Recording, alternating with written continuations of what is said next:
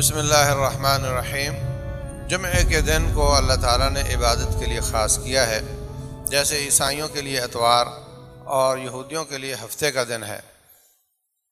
ان کے لیے یہ تھا کہ صبح سے شام تک سارا دن عبادت کے لیے تھا۔ ہمیں اللہ تعالیٰ نے یہ اجازت دی ہے کہ آپ زیادہ سے زیادہ جمعے کی اذان تک کام کر سکتے ہیں، اور ادھر جمعے کی نماز ختم ہونے سے لے کر مغرب تک کام کر سکتے ہیں، لیکن اذان اور جمعہ ختم ہونے کے درمیان آپ کام نہیں کر سکتے۔ کریں گے تو آپ کی کمائی حلال نہیں ہوگی۔ دوسری بات یہ کہ یہودیوں نے اس دن میں، ہفتے والے دن میں، مچھلیاں پکڑی ہیلے کے ساتھ۔ اللہ تعالیٰ نے ان کو بندر بنا دیا، تو اللہ تعالیٰ کے رسول صلی اللہ علیہ وسلم نے دعا فرمائی تھی کہ یا اللہ میری امت پر سابقہ امتوں جیسا عذاب نازل نہ کرنا۔ تو ہم بچے ہوئے ہیں، ورنہ جو لوگ جمعے کے خطبے اور نماز کے دوران اپنے دھندے کاروبار کرتے ہیں، ان کا حق ہے کہ ان کو بندر بنا دیا جائے، لیکن یہ نبی صلی اللہ علیہ وسلم کی دعا سے غلط فائدہ اٹھاتے ہیں۔ اور اگر کوئی صبح سے ہی اس دن کو عبادت کا دن بنا لے تو اس کے لیے بہت زیادہ اجر ہے۔ رسول اللہ صلی اللہ علیہ وسلم فرماتے ہیں من ابتکر یوم الجمعۃ وبکر، جو شخص صبح مسجد میں آ جائے، مثلا فجر پڑھی، بیٹھے رہو، ذکر اذکار کرو، اشراق پڑھی، گھر آیا، نہایا، ناشتہ کیا اور مسجد میں آ گیا، فرمایا من ابتکر یوم الجمعۃ وبکر، جو اتنے کام کر کر مسجد میں آ جاتا ہے، مثلا جب وہ اتنے کام کرنے سے فارغ ہوا، اس سے لے کر اذان جمعہ تک جتنا وقت ہے اس کو 5 پر تقسیم کر دو۔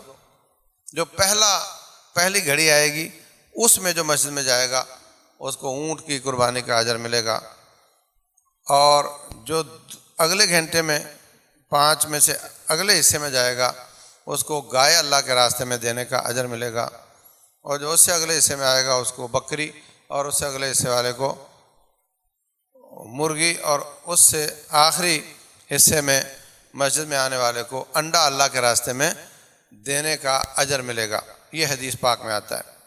اور جب اذان ہو جاتی ہے تو فرشتے جو پہلے آنے والوں کا اجر لکھ رہے ہوتے ہیں وہ دفتر ٹھپ کر کے وہ بھی خطبہ سننے کے لیے بیٹھ جاتے ہیں، لیکن جو بعد میں آتا ہے، اذان کے وقت آتا ہے، وہ اس رجسٹر میں تو درج نہیں ہوتا، لیکن جمعہ پڑھنے والے رجسٹر میں وہ درج ہو جاتا ہے۔ فرمایا من ابتکر یوم الجمعۃ وبکر، جو صبح مسجد میں آ جائے، وغسل واغتسل، خود بھی نہائے، گھر والی کو بھی نہلائے، ایک معنی، یا یہ کہ خود نہائے اور خوب اچھے طریقے سے نہائے، ومشى ولم يركب، پیدل آئے، سوار ہو کر نہ آئے۔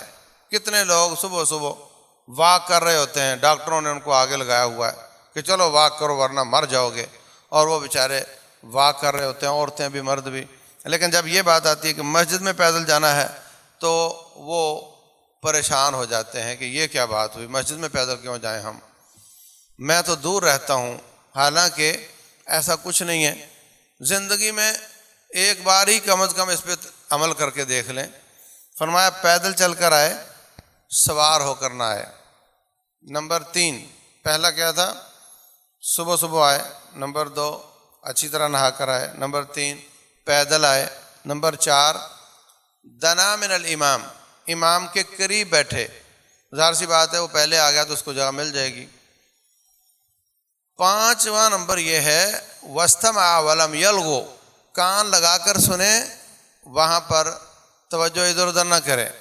کوئی موبائل سے کھیل رہا ہے، کوئی داڑھی سے کھیل رہا ہے، کوئی ناخنوں سے کھیل رہا ہے، کوئی مسجد کے تنکوں سے کھیل رہا ہے، کوئی مسجد میں ماشاءاللہ آج کل یہودیوں کی نقل کرتے ہوئے مسجدوں کو بڑا خوبصورت بنا دیا جاتا ہے جو کہ جائز نہیں، اس کو دیکھ رہا ہے۔